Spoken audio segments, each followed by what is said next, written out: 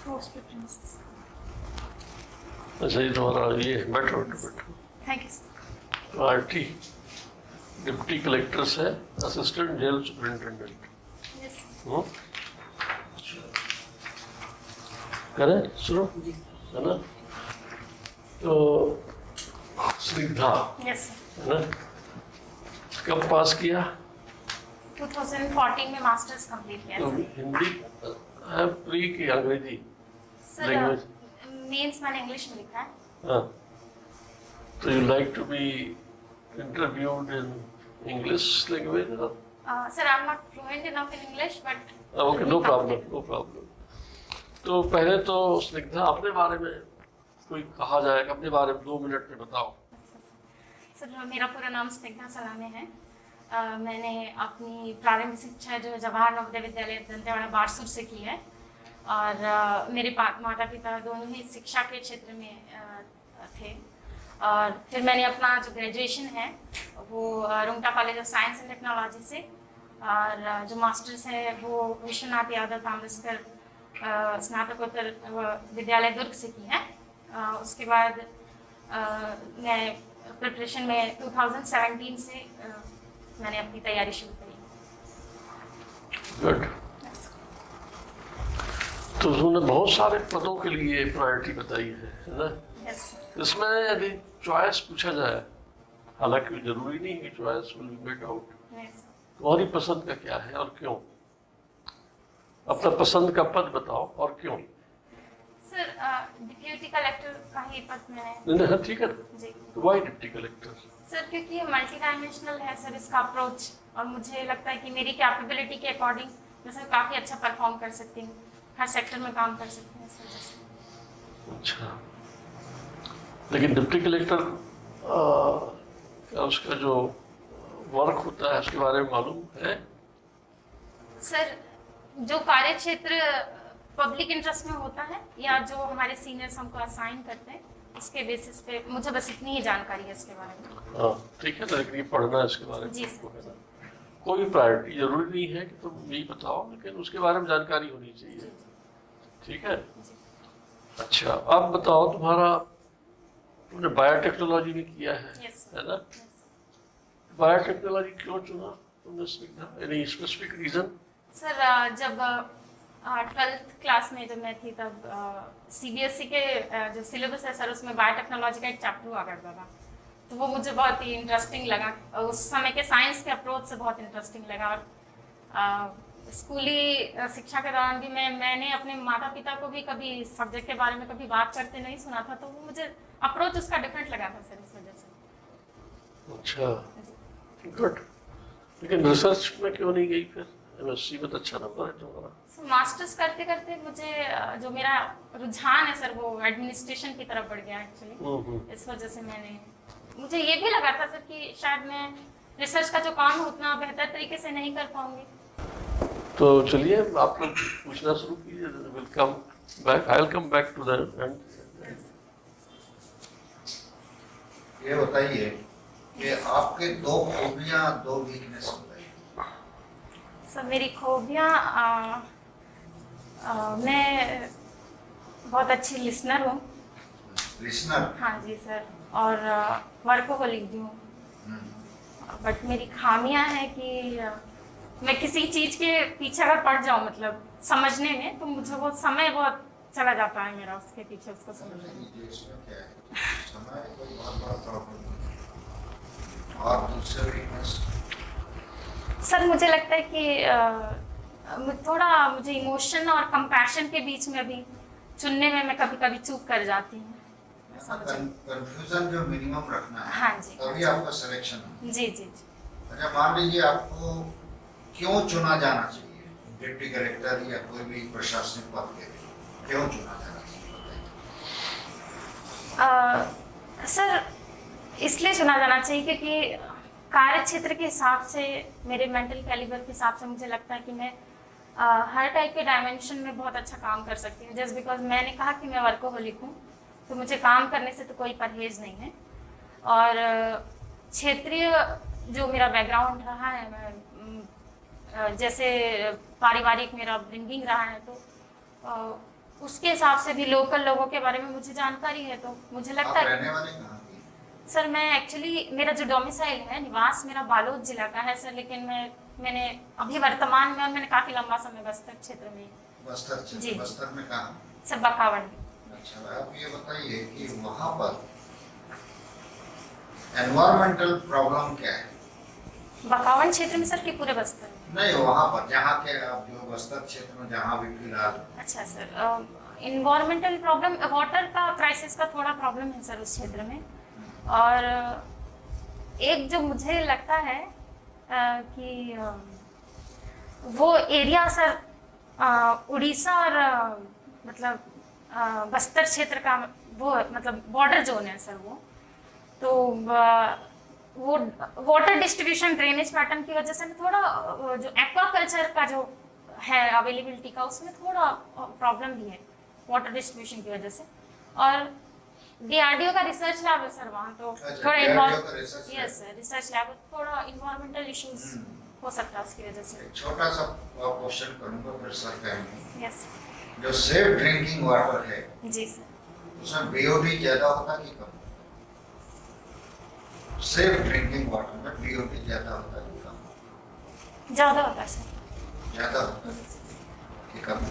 ज़्यादा होता है सर। फिर मतलब पॉल्यूट हो गया ना?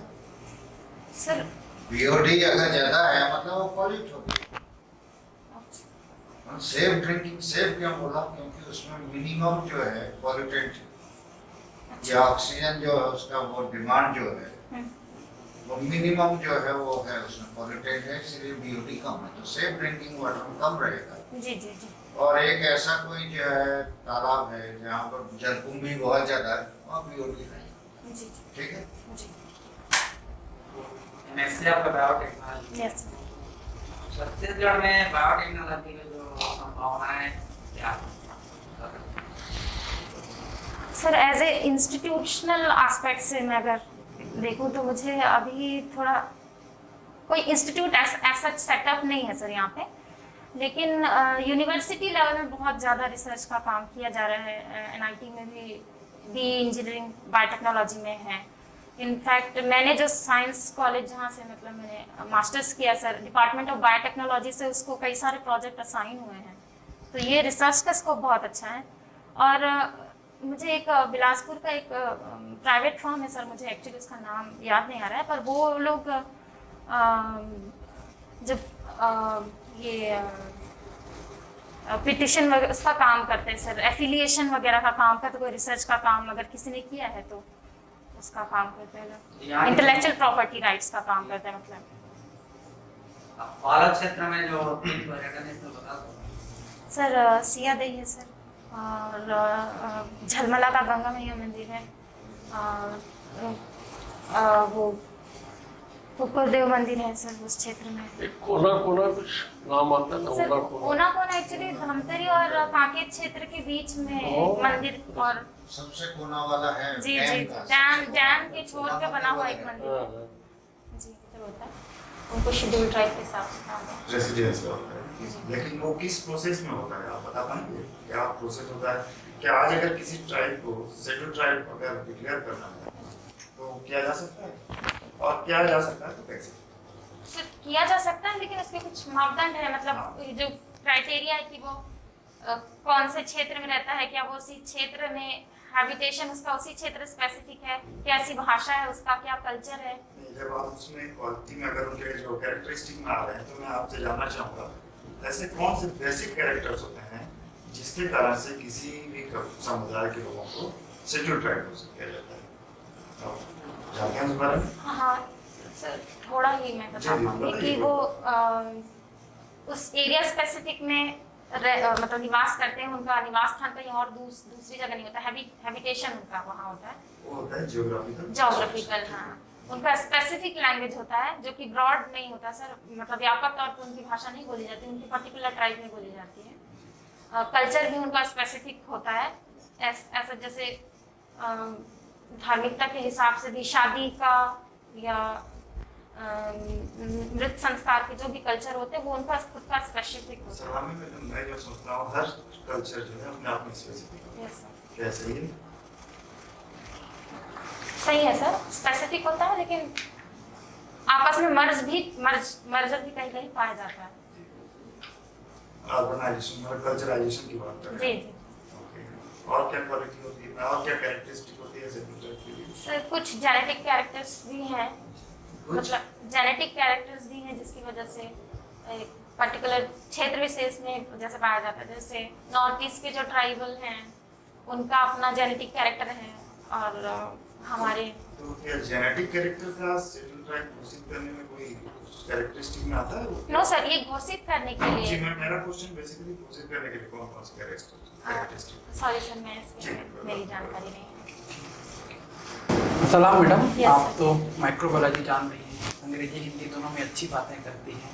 जनजातीय क्षेत्र आप समझ पाती हैं? बोलिए सर, मैं हल्बी समझ सकती हूँ। तो चलिए, मैं हल्बी में आपको बहुत सरल एक वाक्य दे रहा हूँ, आप उसको हिंदी में ट्रांसलेट कीजिएगा, ठीक? Yes, sir.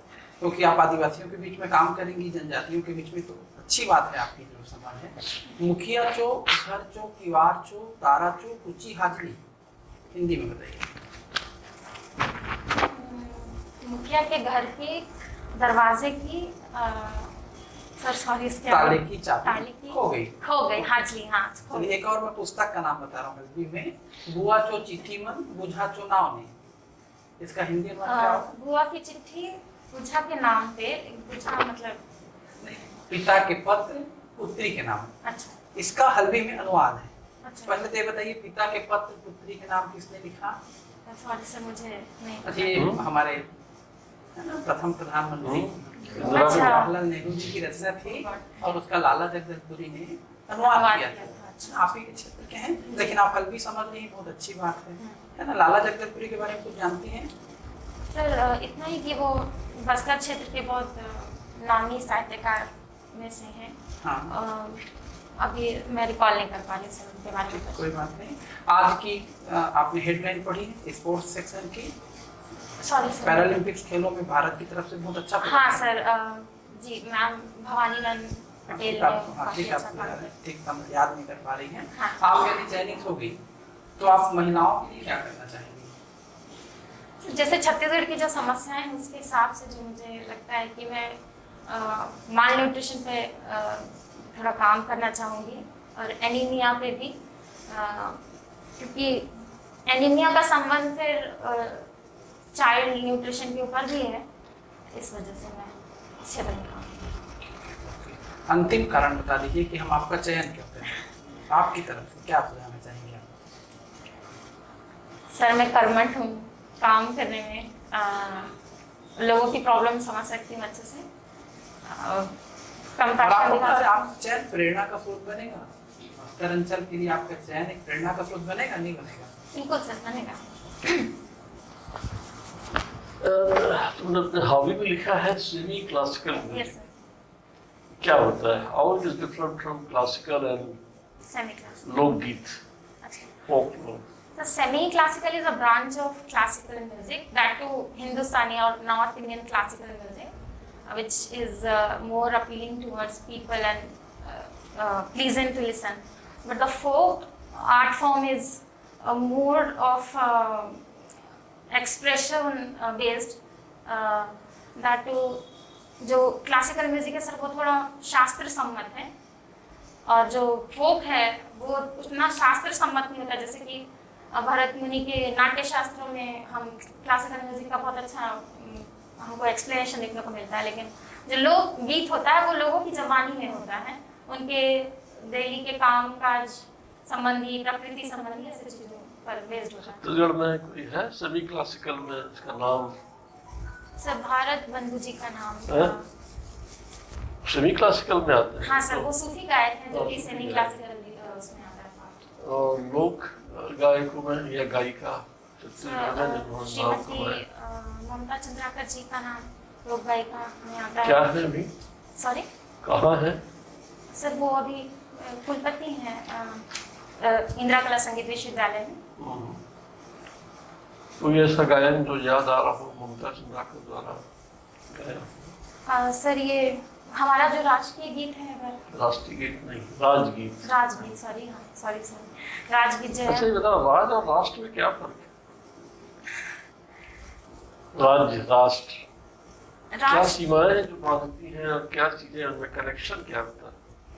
सर राष्ट्र जो है वो थोड़ा उसकी सीमाएं अपनी बाउंड्री नहीं है और वो सोवेरियन होता है सर, अपना ऑटोनॉमस होता है अपनी डिसीजन लेने के लिए। लेकिन जो राज्य है वो सोवेरियन नहीं है सर, वो डिपेंडेंट है राष्ट्र के सही मामलों में तो नहीं होता, कुछ तो डिसीजन स्वयं लेते हैं। हाँ कुछ मामलों में, पर सोवेरिनिटी एक बहुत बड़ा फैक्टर है।